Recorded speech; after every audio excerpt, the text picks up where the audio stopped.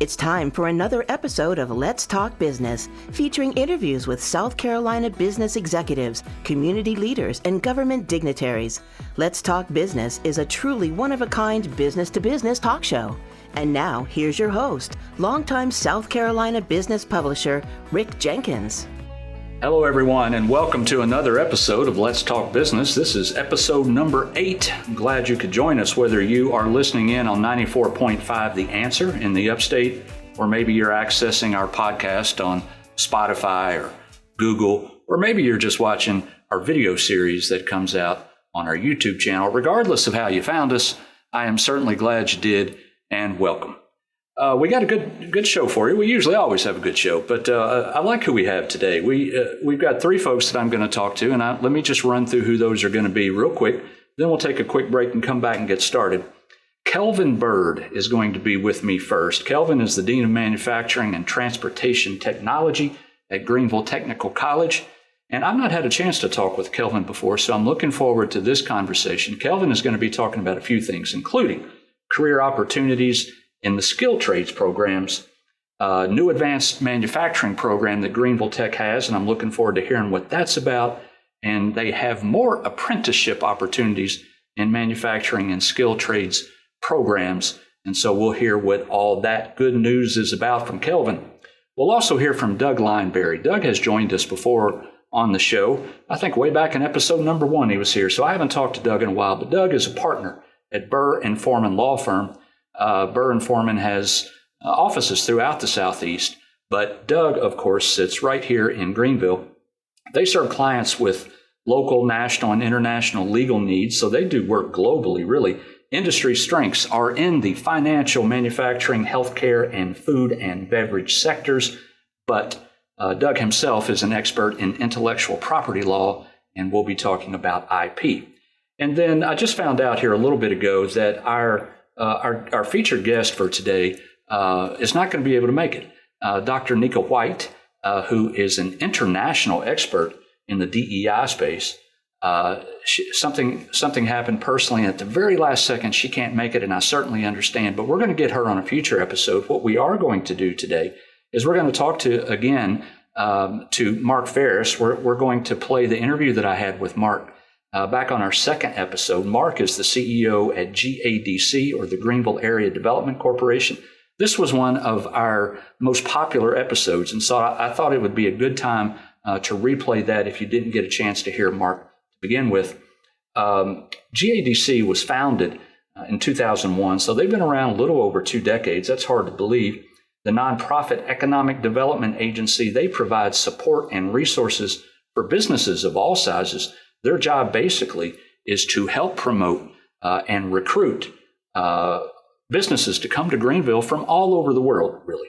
And so that will be a good conversation. Like I said, I've already had it, but we'll show that again. And so before we get started, we're going to take a quick 60-second break, and we are going to hear a quick tip, a little 60-second snippet of advice from one of our experts. And this comes from our legal expert that I mentioned a minute ago, Doug Lineberry.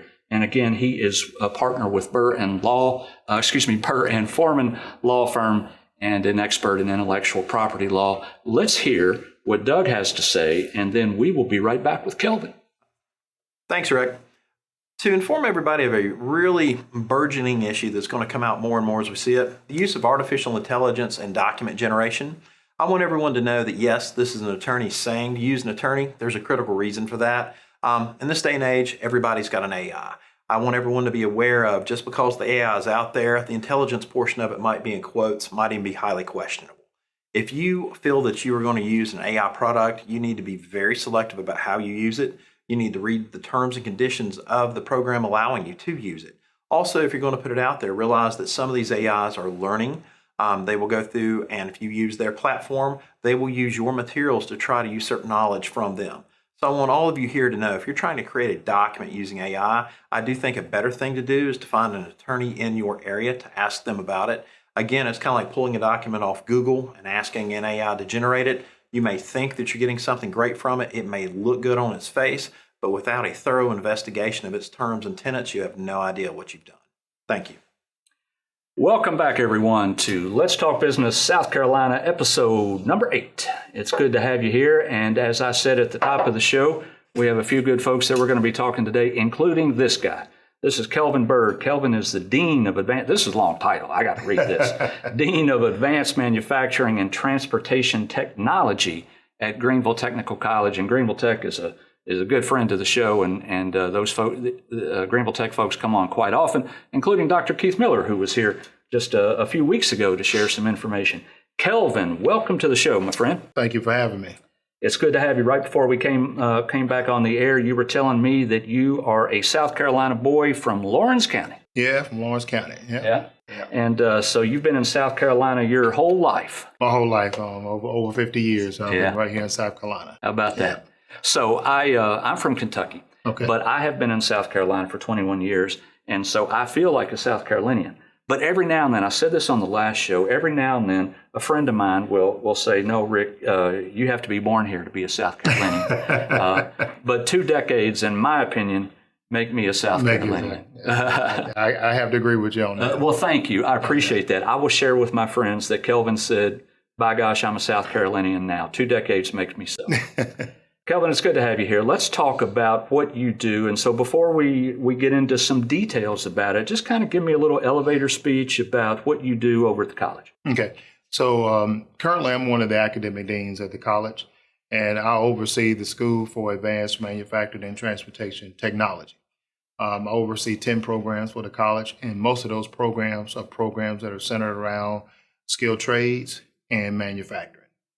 And so to kind of just give you a rundown of some of those programs, Please. You have your aircraft maintenance program, our welding, industrial electricity, HVAC, automotive, auto body, diesel, machine tools, CNC, and our mechatronics program. And our last program is our advanced manufacturing program, where students can earn a 4-year degree. Yeah. And I want to talk about that in a little detail. But the very first one that you mentioned is of interest to me, and I'll tell you why in a second. Aircraft maintenance program. Oh, yeah. How long have you offered the aircraft maintenance program? Good while? Oh, yeah. That program been in existence for over 20 years now. Yeah. And Carl Washburn, who's one of our department heads who oversees that program, is doing a great job. And we have a great relationship with Lockheed Martin that is kind of in place right now. And we are basically preparing students to go work at Lockheed and have an apprenticeship program in place. So it's an excellent program. Well, good. And I'm going to ask you a couple more questions about it. But the reason that I'm bringing it up is that my son is in this program, not at Greenville Tech, okay? My son is right now down in Tallahassee, Florida, and he is in an aircraft maintenance program down there, and he's going to be finished in another 6 or 8 months, something like that. And so once you said that, my ears perked up.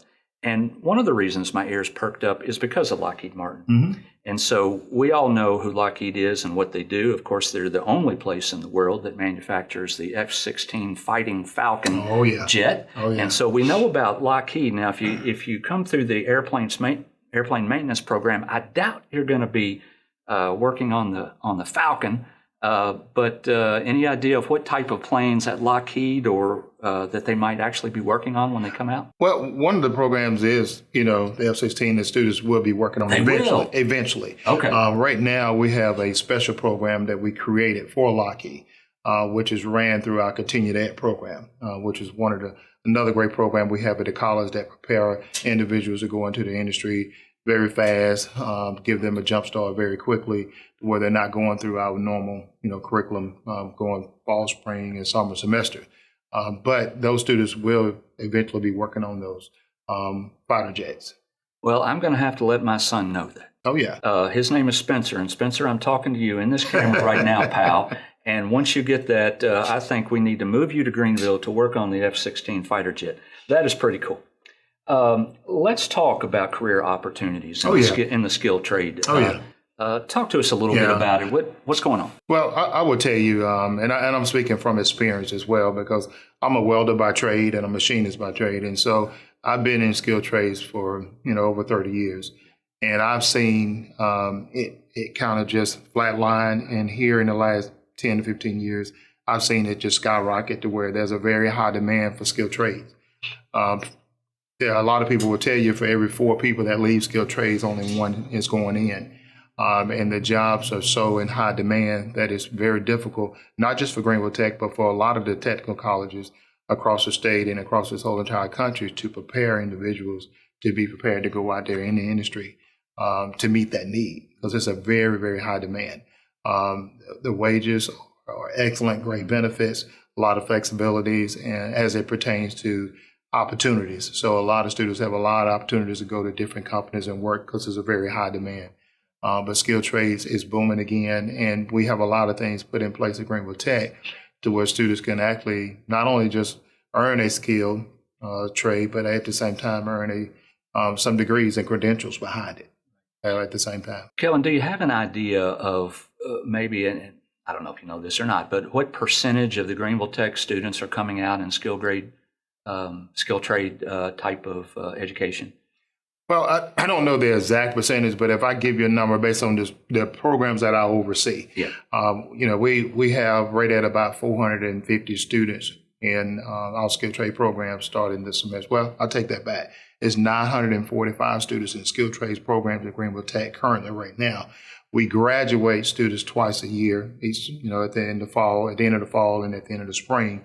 And we probably have about 100 to 150 students graduating each semester who are actually going out there in the skilled trades. A lot of these students have jobs before they even complete the program. And so that's what's so great about this, with the opportunities that a lot of these companies are reaching out to us before these students even graduate and offering them an opportunity for an apprenticeship, a co-op, just an opportunity just to work part-time while they're in school, because they want to, grab hold to them before they go out there into the industry. And a lot of these other companies, present them an opportunity. Right. Our listeners and our viewers are probably not the kinds of folks that would be at Greenville Tech learning these skill trades. However, their parents are. Their parents are listening and watching. Can you give us an idea of how much these young men and women could potentially make as they get out of Greenville Tech pursuing a skill trade? Oh, that's a great question. It's a great return on their investment. Yes. I will tell you, we have a lot of students that after completing 1 year, and a lot of these programs I just mentioned, we have certificates set up where they can be done in 1 year, and students can earn anywhere between $50,000 to $60,000 starting off. If a student stays in and complete that 2-year associate degree, that salary can go anywhere between $60,000 to $80,000 starting off. A lot of it depends on the company that they're working for, because every company is different and wages are different. But the students have a great opportunity to get a great return on their investment based on what they're investing in for its tuition. No doubt about that. Any idea what that aircraft maintenance program that people come out of there, what can they make? Okay. Well, I would say it probably ranges depending on their skill sets, because they base a lot of that on students who have some experience that they bring to the table. Right. But students are starting off around $50,000, $60,000 coming out of there as well. And the programs that we have it's a fast track program on our continued ed side, but on our academic side, it takes students 2 years to complete that 2-year associate degree. So the more credentials you have, the more certifications and degrees you have, the more money you're going to make starting out. And I would assume that, as always, that mechatronics certificate is popular and in demand. Yes, yes, it is. It is very in high demand. Sure. Mechatronics, we currently have about 350 students in that program starting this fall. And we are graduating students out of it as fast as we can. I'm sure you are. Students earning that certificate, 2-year associate degree. We have companies all the way down near Charleston, the Volvo plant down in Charleston, are reaching out to us and telling us, hey, we want your students and we need them. And so we're sending students down there, and they're giving students signing bonuses now. So students are actually presented with an opportunity to have a signing bonus before they even step foot in the door. Yeah. That's good stuff. And the education, we're talking a 2-year, a lot of situations here, we're talking 2-year programs at a discount price, at least in terms of comparing it to a 4-year institution. Most definitely. And I just wish more parents understood the types of jobs that are available and the type of money that is available to these kids when they get out of school. Let's talk about a new advanced manufacturing program that you can get a bachelor's degree at Greenville Tech. Tell me about it. Oh yeah, this is groundbreaking for us. Yes. I will tell you, when we first opened up the Center for Manufacturing Innovation, that brand new facility, which business and industry reached out to us and say, hey, we need a facility where we can kind of collaborate with you all on create a more intimate relationship. And that's what's the main purpose and why we initiated that whole brand new facility, so that we can create different partnerships. And when we opened that facility back in 2016, the industry saw, saw all the things that we was doing in it, the great things with the curriculum, the brand new equipment, the technology, all the business and industry was coming in and visiting. And then they reached out to us and said, hey, what about a 4-year degree? Right. And we kind of said, okay, what do you mean by 4-year degree? And we wanted to kind of find out what they wanted from us. And so business and industry asked for this. They said that, we have a lot of individuals that are coming out in 4-year institutions who have engineering degrees, and that's at Greenville Tech, and a lot of the other technical institutions are doing a great job with preparing them with the skills they need to work on the floor. But there's a gap in between, and we need that gap filled. And we have a lot of individuals who have a 2-year associate degree and have great skills and knowledge of what's going on in the industry, but they cannot move up. And we have a lot of these opportunities for them to actually be team leaders, to be supervisors, to be managers, to be project overseers, and quality control engineers. And they wanted us to create, this degree and center it around those things. But at the same time, add and keep adding advanced technology to this whole process when we build this curriculum. So they built the curriculum for us. We listened to them.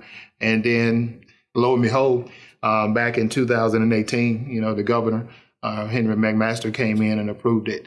And we have been running that program since. Right now, a year and a half ago, we had 15 students in that program. Currently, right now, starting this fall, we have rated 80 students in that advanced manufacturing program. And this is providing students an opportunity, and it's making it affordable to them at the same time, who have earned a 2-year associate degree years ago, can come back now with a 2-year associate degree in a skilled trades area and work towards a 4-year degree. And so it's a great opportunity for students. Yeah, and the South Carolina as a whole, and even the upstate specifically, has turned into a real up-and-coming manufacturing hub in the southeast part of the United States, right? Mm-hmm. And it's been doing that. I mean, BMW came in 1992, something like that. Like that. So we have been transitioning from a textile economy to an advanced manufacturing economy for quite some time now. But it does not surprise me that you all are helping fill this void, because we have thousands of manufacturing companies in South Carolina. Last I checked, I think it was around 5,500 manufacturing companies in the state. And so opportunities are great. Let's talk about apprenticeship. Yes. Mm-hmm. Tell me about apprenticeship programs as they apply to manufacturing and skill trade programs. Yes. So the apprenticeship programs that we currently have in place, it gives the students an opportunity to connect and actually work with these companies before they actually even graduate. And these apprenticeship programs are very unique. Every company has their own unique way of how they want to put this apprenticeship program in place. And Greenville Tech, we do a great job with, meeting their needs, and at the same time helping them to understand the things that the students still need to complete on the academic side. And these apprenticeship programs give students an opportunity where a lot of them are actually working after they complete 1 semester or 2 semesters. I'm gonna give you one. We had a very unique apprenticeship program with Bosch Rexroth, but we had students who was actually coming to class 20 hours a week, and then they would leave Greenville Tech and they would go to work. And this was with Bosch Rexroth. But the very unique thing about it, Bosch was paying them while they were still in class too. And so that was an apprenticeship that they had in place, and they were at the same time helping support tuition costs, books, and fees along the way. BMW has had one in place for years, and they call it the BMW Scholar Program. And so more and more companies are grabbing hold of this and listening like, man, how can we, put an apprenticeship program in place? Because we want to grab hold of these students and invest in them before they graduate. And that's the whole, I think, main purpose of an apprenticeship program, investing into, your workforce before they even step foot in the plant. And that was some of the things that are going on with the apprenticeship program. So we have apprenticeship programs in a lot of our skilled trades program and manufacturing program.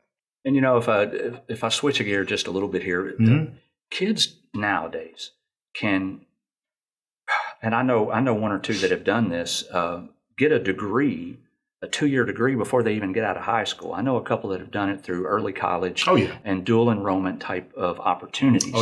But if kids today, if they want to put their nose to the grindstone and they really want to work, you can get out of high school and be well on your way to getting a 2-year degree and well on your way to making good money. Like I have said before on this show, advanced manufacturing, this ain't your daddy's manufacturing anymore, right? No, it's not. No, it's not. Back then, they needed greasy, oily atmosphere. Exactly. Back then they needed somebody to turn a bolt on a car, and nowadays they need someone to manage the robots that turn a bolt on a car. Exactly. So that's the way it is. Kelvin, do you have anything else you'd like to discuss? Well, no, I just wanted to hit on, you mentioned about high schools. Students can earn a 2-year associate degree before they even graduate.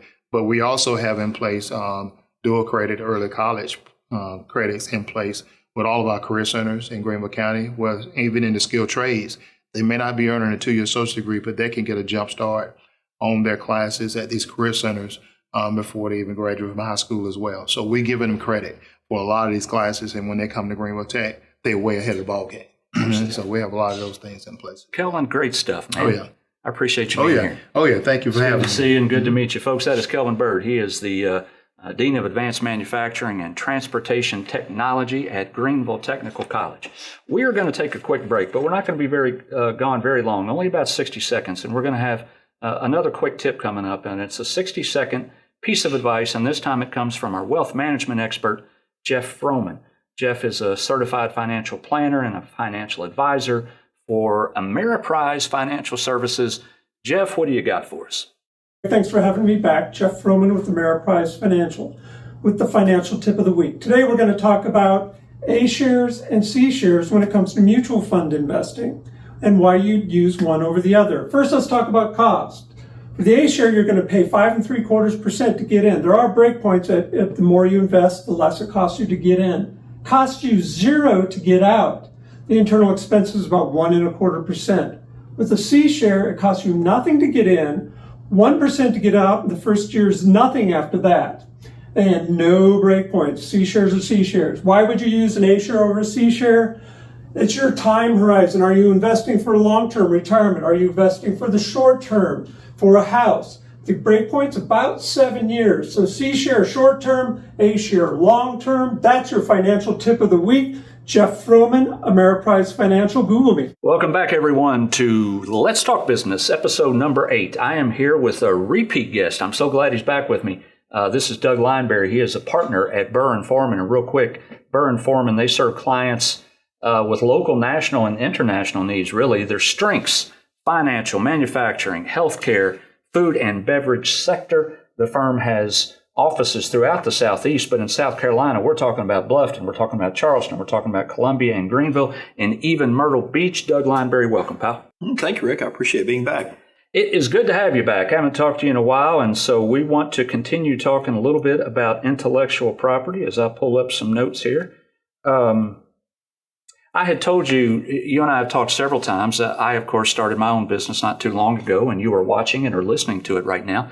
And you and I got together and talked about several things about intellectual property that I had no idea that I needed to think about or that I needed to worry about. But I found out pretty quick that I did. So to start us all off, define intellectual property. Sure.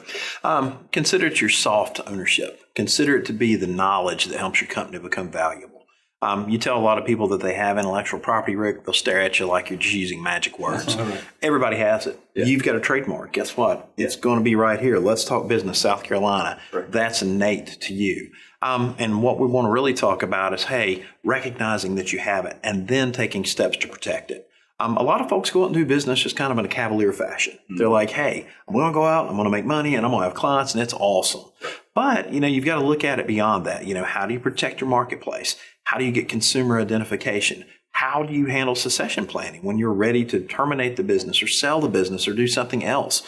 There are a lot of things that IP really has a huge tenterhook in that a lot of people don't consider. And sometimes it comes up in a bad way.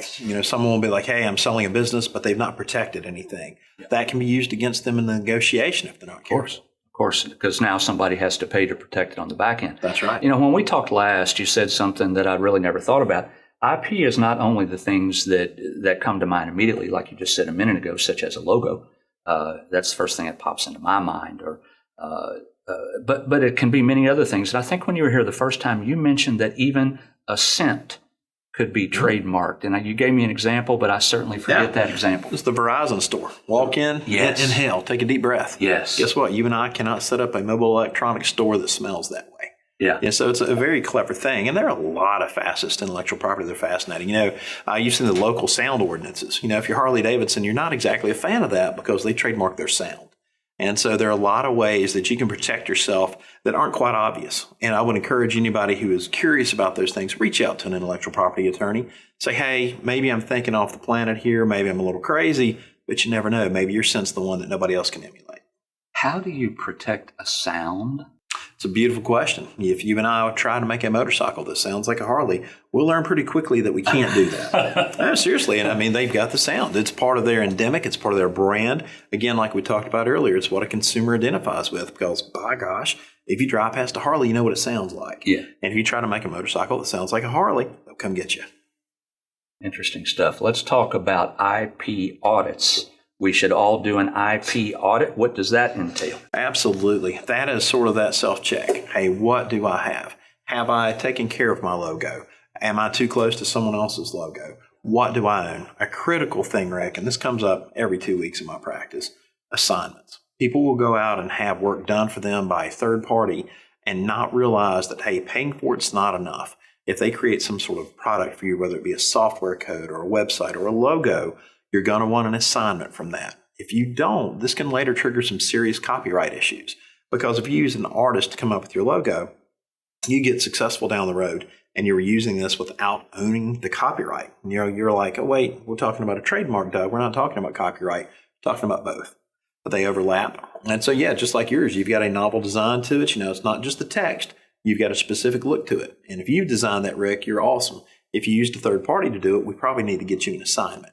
Same thing happens to a lot of folks is they will go out and hire someone to pay them. You pay $1,000 for that, $1,500, whatever you paid, and you'll say, I own it. But that's not sufficient. You need to be able to say, not only do I own that iteration of it, I own the copyright. I'm the person who can make additional versions of it, who can tweak it, who can make a derivative. A lot of folks don't do that, and it comes back to haunt them. So let me make sure I'm understanding. You see sometimes a logo, and I do have one that it's just not showing right there, but you see a logo that has the trademark piece on it. Is that what you're talking about, or are you talking about even more? You're talking about more than that. I am. Marking with TM is a beautiful thing. It shows the world, hey, this is mine. Keeps the honest thieves away, as they say. Yeah. What we're talking about is the artist who created your logo for you. Like yours is that a sound pattern along with the dialogue box? Yeah. So someone came up with that for you, Rick, and whoever designed that is now an author. They are, in the sense of a copyright, the creator of that. And what we want to make certain of is that your company, again, not a personal asset, but your company owns that copyright. Because if you get off and all of a sudden you're syndicated and you're here, you're Japan, you're China, you go back to that author and guess what? The price for that's going to change. Of course it will. And, it's like a Nike swoosh, man. They paid just a pittance for it from an art student, but that's one of the most recognizable trademarks on the planet. Trust you me, they got a copyright assignment on that. But a lot of people don't think to do that. And it's not that they're not a Nike swoosh or have that capability. They just don't consider it. And that is a massive problem that happens all the time. I never thought of, actually, I've never heard of that. I have never heard about that. It's interesting, though. Here we are filming and recording audio and video in the Drum Creative Studio located in Greenville. And my friends at Drum created this logo that we have been looking at on a screen behind us. So if you're listening in on the radio, you don't see the screen. If you're watching on the video, of course you do. But my friends who are sitting behind the camera right now created that logo for me. So what you're saying is I need to talk to these guys. Those two, an assignment, post-haste. Yes. Okay. All right, Johnny, you hear that? Okay. All right. He is nodding his head. Let's move on, Doug. Let's talk about policing your IP. Tell me what that means. This is one of the more parts that get people a little tetchy, a little hinky. Not many of us like to be mean. And I have to convince folks you're not being mean. You're protecting yourself. Because if you have your logo, and guess what? You see a talk show out of Asheville or Charlotte or Atlanta that says, hey, let's talk capitalism or let's talk corporate. And they've got your dialogue box and they, instead of South Carolina, they've got a Georgia on that. It's probably too close to comfort for you. You want to have a nice established boundary of, look, this is Rick's. This is Let's Talk Business. This is my footprint. This is my mark. And so a lot of people get a little hesitant on that. They're afraid to be like, oh gosh, you're using something too close. You can't be that way. You have to police it. I'm not saying be nasty. By all means, I encourage my clients. I'll tell them, if you've ever heard me present or tell a client this, I'll say, speak like you would in church. Be nice. Go out for that first attempt and say, hey, I need you not to do this. Here are some problems with it. Think about the food industry. If we've got two similar trademarks to each other, somebody makes a bad batch of cookies, consumers are not going to try to whittle out, okay, who used the bad flour? They just cease buying those brands. And if their brands say, Mama's Cookies and Mom's Cookies, well, guess what? They're going to stop buying them both. They're not going to sit there and try to discern, was it Mama's or was it Mom's? And so you don't want trademarks that are too similar to your own to coexist, especially for similar services or products. You want to establish a boundary, a nice line in the sand, and be like, look, you come no closer than this. Now, sometimes that is local, but sometimes we're talking someone who's clear across the country that you have to have a conversation with, or even further than that. And I figure that is where an intellectual property attorney such as yourself comes in. Mm-hmm. We can definitely help with that. But again, Rick, I'm telling you, the easiest thing to do is a nice, gentle call to begin with. A lot of people will be like, well, my fault, didn't know, didn't appreciate it. And especially if they're distanced from you geographically, you absolutely might just have a mistake. And sometimes an easy phone call makes a sort of a tenuous situation go away quick. I'll get you out of here on this. Let's talk about some areas of business that new business owners just may overlook. Sure. A new business owner like myself that just might overlook, not even think about it. Give me a couple examples. We all get busy, Rick, and the first thing everybody does, they jump into business. I want to make business. I want to make money. I'm going to get clients. Set up an LLC. That is a critical post-zero. You'd be shocked at how many existing businesses don't have corporate protection. And I know that sounds weird. I know we just jumped from IP to corporate protection. They go hand in hand. You want that corporate entity to own your intellectual property, but it's a chicken and an egg. You have to have the entity before it can own anything. Also, you have a layer of protection once that's established. And again, a lot of people are like, hey, I want to go do business and I'm not going to worry about this. You really want that in place. Again, food's a great example, beverage. You have a food poisoning situation. Guess what? If it's just Rick, they come after Rick's wallet. Right. If there's an LLC or if there's Let's Talk Business South Carolina, LLC, Inc., whatever it might be, you have a corporate shield between those assets and whatever may or may not have occurred. But if you don't set up those corporate entities at day one, it's literally your wallet or purse that's at play. Doug, great stuff as always. Thank you, Rick. Appreciate you being here, man. Everyone, that is Doug Lineberry. He is a partner at Burr and Forman Law Firm. He sits here in the Greenville office, but they have offices throughout South Carolina and throughout the Southeast, really. We are going to take a 60-second commercial break. We won't be gone very long, but we will be back, and we will air that interview that I told you about earlier in the show with Mark Farris, who is the CEO at GADC, the Greenville Area Development Corporation. Don't go anywhere. Be right back. I bet you want a website that drums up business. You see, every business wants to have an effective online presence that helps their business grow. At Drum Creative, we guide you through our process that will drive results by clarifying your message with a beautiful design that's strategically optimized for search. Visit our website at drumcreative.com and let us help you drum up business by designing a website that speaks to your audience and delivers results. Hello, everyone, and welcome back to Let's Talk Business. Glad to have you back, regardless if you are listening on 94.5 The Answer or you're checking out one of our podcasts, maybe on Apple, maybe on Google, maybe on Spotify, or you are watching the video on our YouTube channel. Regardless of how you found us, I'm glad you're here. Our next guest is our featured guest for the day, and it's Mark Farris. Mark Farris is the CEO at GADC, the Greenville Area Development Corporation. Mark, welcome. Thank you, Rick. It's good to have you here. I know you're busy. Yeah, not too busy to come here though. Well, I appreciate that. As a matter of fact, we were talking before we came on air, and you had a busy night last night, right? You had some Swiss folks in town. Tell us about that. As happens pretty often, Greenville is an international community. That's right. And last night we had a reception for the Swiss General Consul General, and the Chamber of Commerce of Switzerland.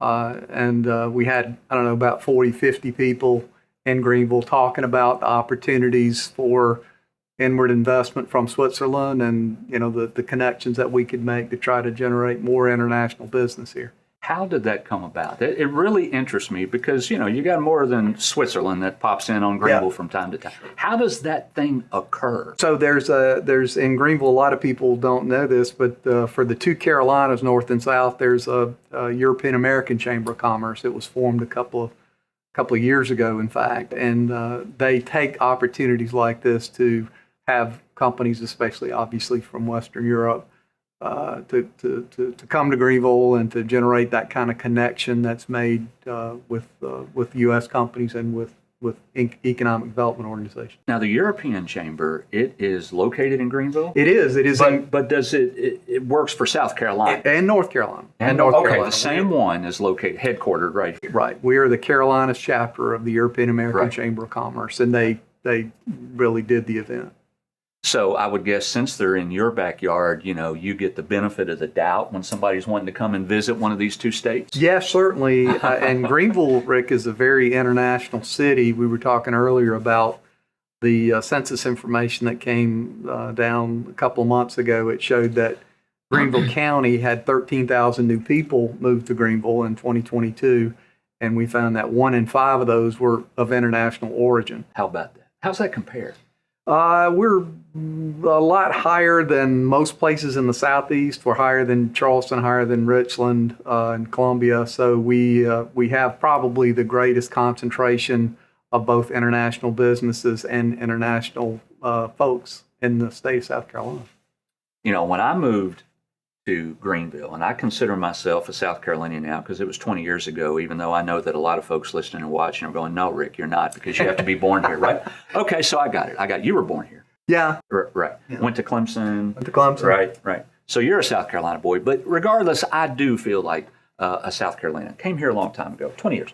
But when I got here, Greenville was a hidden gem. It's no longer a hidden gem. And when I introduced you on the intro to this show, I kind of made a little bit of a joke that if you don't like the fact that our roads are so busy these days, you can thank Mark and his team for that, right? But we are not, and I'm joking, we are not a hidden gem anymore. And talk about that. I mean, what a transformation that this city has made in 2 decades. Sure. And of course, it's been longer than 2 decades. Of course. A lot of people consider Greenville a 30-year overnight success. And there's a lot of truth to that because it was, there were groups of people 50 years ago even that were planning to make Greenville a special city. I did a little bit of research about international business and found that Greenville used to host the largest textile industry trade show in the world. I did know that. And started in 1917. Yes, right. And in fact, in 1950s, I think we had 40,000 people that would come and attend this textile trade show in Greenville. And then the city leaders and community leaders actually across the upstate began the process of attracting the companies that made the textile machinery equipment. We all have seen textile operations where they're weaving cloth or dyeing and finishing, or I worked in a textile mill, as did my family for generations. But the communities of the upstate decided to pursue the equipment manufacturers. And who were they? They were Swiss, Italian, German. And so in the 50s, they began the process of attracting those companies here. So by the time BMW rolls around in 1992, this community is very comfortable with that growth, very comfortable with the international exposure, and vice versa. The companies there were comfortable with the upstate of South Carolina. So it was an easy thing to attract those companies and even more. So Greenville Convention Center was built to house those huge expo fairs for the textile industry, right? They got 10 football fields of space. That's why that sucker was built a long time ago. Absolutely. That's exactly why. All right. So GADC, nonprofit. You were founded, 2001. Greenville County Commission founded it. So we're talking a little over 2 decades ago, shortly before I moved to town. Why was it founded to begin with? Does the mission now match the mission then? Yeah, I think so. Certainly, the county council decided that our best efforts to recruit, especially manufacturing, distribution, office projects, need to be an organization that was specialized in those 3 areas. And so they created GADC, funded it. Of course, we are technically a 501c3. We're not a county department, although the majority of our funding comes from the county.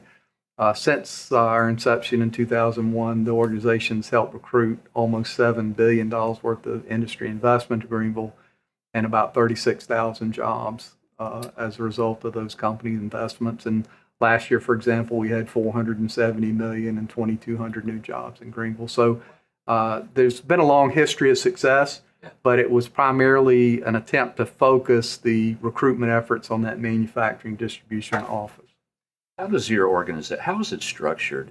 How many staff do you have? And then also, who do you, Mark Farris, report to? Yeah, I have 7 members of staff. We're adding a new investor relations individual coming up soon, but I report to a board. I have a board of directors, 16 members that are appointed entirely by the county council. In fact, 3 members of council serve on my board as well, county council. So there's a direct connection there. Our area of responsibility is Greenville County, but that includes municipalities, and we work as partners with the different municipalities. As certainly when we have a company interested in those cities, we kind of turn that over a lot of times to those folks, or we carry it through to fruition. Mention partners. Let's talk about partners. Upstate Alliance. They're a partner, right? Absolutely. Upstate Alliance is tasked with generating opportunities for us in the upstate, the 10-county region stretching from Cherokee to Oconee. And so they go out and find the companies, and then our individual economic development organizations in the 10 counties are responsible for landing those companies. And a lot of time that's in competition with Georgia, North Carolina, but also other communities in South Carolina. I know my career, I spent 27 years in York County. That's right. And lost a lot of projects to Greenville, yeah. Especially in the manufacturing arena. And I figured I would join them instead of trying to beat them. Right, can't beat them, join them. So, so you're saying that what John Lummis, your colleague over at Upstate Alliance, and his team does is they tee it up. They get you the lead, they turn it to you and say, we'll close it. Right? That's the way that relationship basically works. Yep. And then the relationship between you and the folks like York County or Anderson County or Spartanburg County, I would guess that is a little more competitive in nature. It is. Certainly, we're charged with bringing companies to Greenville County. Now, while we're certainly excited when we have large operations that locate, or any company really that locates in the 10-county area, Anderson and Spartanburg are certainly competitors when it comes to the location. A lot of times when a company decides on an area, there's multiple locations that they could potentially go to. And that includes the states of North Carolina and Georgia. And we compete, obviously, with those communities as well. But when they say, yeah, I want to be in the upstate of South Carolina, then technically we're competitors. But it's awfully nice to have large announcements in some of these other adjoining counties, because we share a workforce, right? So we have a lot of folks commute into Greenville County, but a lot go to those locations in Anderson or Spartanburg to work. So we're kind of all in it together, but at the end of the day, we are competitors. And I wouldn't have expected any answer other than that. You know, there's a ton of reasons to live in Greenville, South Carolina. We know that, right? I mean, the quality of life is amazing. The schools are good. You can buy a house at a pretty good rate here. Beautiful, gorgeous downtown, all kinds of outside activities. We're at the foot of the mountains, right? Not telling you anything this guy doesn't know, because you say it all the time. We're 3 hours from the beach. We're 2 hours from Charlotte. We're 2 hours from Atlanta. We got 2 interstates running through. We're a foodie paradise. Yeah. All kinds of reasons to live here. What are the reasons to work here, to locate here, to expand here? Sure. Well, there's a couple of statistics that I think take people by surprise. If you look at Greenville County, over 640 manufacturing companies are in Greenville County. So we're a base of manufacturing. If you think about, the reason that Greenville developed, it was because of our fast-moving rivers, right? You had the Reedy, the Inneree, the Saluda, and you had textile operations that needed the water-powered looms. And so that set the groundwork for a lot of the manufacturing, especially as industrialization occurred. Now, obviously, we've carried that through automotive, aviation, advanced materials, life science has been a great area for us. But the benefits of the upstate and of Greenville in particular is the labor. We win or lose projects now based on our ability to convince a prospective company that they're going to be able to find the labor that they need. We have 28 universities that are in the upstate, and those connections with, for example, Clemson. We have the highest number of registered professional engineers per capita in the nation in the upstate. We just located an engineering company, Garver. They're bringing an operation here that'll employ 95 folks. Most of them will be engineers. They do a lot of mechanical and electrical engineering type work. And the reason they found us attractive was because they knew they could find their labor here, as opposed to some of our competing areas. So, take me behind the curtain here for a second. So let's say that a representative from Company X that is located wherever, right, comes to town, and you are trying to close that deal that Mr. Lummis and his team set up for you. Let's just say, right? And so these folks come to town. What does it look like when you're meeting them? I'm just wondering, you mentioned you might take somebody for a tour at CMI or maybe CUI car or BMW, or do you sit down with Dr. Keith Miller over at Greenville Tech? Do these kinds of conversations occur? Absolutely, all of those. When I first got into business 38 years ago, companies would come in and they would spend a day and a half. Yeah. We would even take companies to play golf. Yeah, right. That's how, and they were looking at, 30 different communities and, 5 sites in each community. Yeah. Because we didn't have the benefit of the internet. Okay. So there was a lot more due diligence, a lot more qualification that had to occur in that process. That's all changed now. Companies come to us, we have 2 hours. They know what we have. They know what we don't have. So a lot of times companies won't even look at us if we don't have the requirements that they need. So it's a much more streamlined situation. So a lot of times we only have a couple of hours to differentiate ourselves, and we focus on the things that are important to them. Certainly that labor force, the cost of operations. The Southeast and Greenville County is one of the lowest cost of operations areas in the world. We focus on the outdoors, the assets that we have, the natural environment that we have. And Greenville has a pretty special sense of place. If you think about us in relation or comparison to a lot of communities in the Southeast and, even in South Carolina, Greenville has a lot of assets. They're downtown. The fact that we do have so many existing manufacturing operations, all of that combines to create an environment that companies want to be here. I've had several companies just since I've been here that'll call me and say, I want to be in Greenville. And normally that doesn't happen. Normally they call and say, well, I'm looking in North Carolina, Georgia, and what can you do for me? I need incentives. I need free land. And that doesn't happen a lot now. A lot of times, companies, obviously, like I mentioned, their first search is on the internet, but Greenville has such a special sense of place that it draws companies on its own. You talked about incentives. What leeway do you have in GADC to offer the types of incentives that some of these companies are looking for? Right. That is one of the things I think that a lot of people don't understand. We're the authorized agent of Greenville County to offer incentives, and they can be substantial. In conjunction with what the state of South Carolina offers, Greenville County has the ability to lower property taxes by as much as 43% for a company and lock that in for a 30-year period. So it's, that's called fee in lieu of tax. We can issue infrastructure credits to help develop infrastructure associated with that company's investment. So from a property tax perspective, that's where our largest incentives exist. From the state's perspective, the state derives its revenue from sales tax, corporate income, personal income. And so people, right? People are important. And so the state gives most of its incentives associated with the number of people and the pay scale associated with those jobs.